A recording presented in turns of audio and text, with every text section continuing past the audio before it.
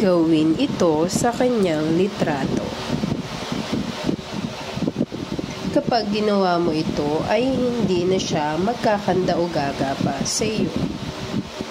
Maaari mo rin itong gawin sa mga taong nais mong magparamdam sa iyo gaya ng kaibigang may utang.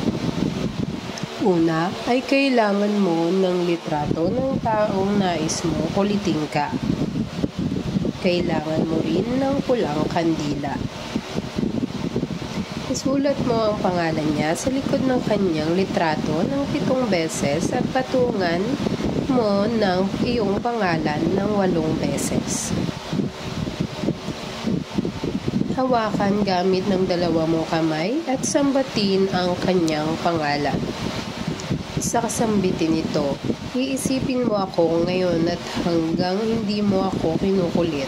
Kakausapin mo ako at hindi ka mapapakali hanggat hindi natutupad ang ninanais kong gawin mo ang utos ko.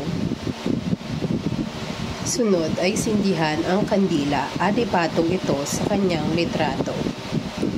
Hayaan itong maupos habang nananatiling nakaharap sa kandila.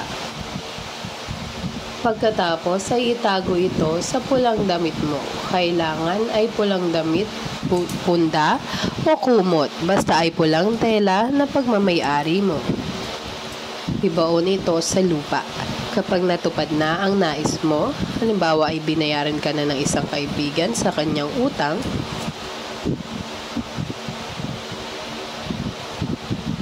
ito ay maaaring gawin kahit anong araw puwera sa Biyernes. Gawin ng tama ang video na ito at dapat ay walang ibang makakalam na ginawa mo ito. Kung ikaw ay may katanungan ay maaari mo kaming i-message sa Philippine One Foundation Facebook page.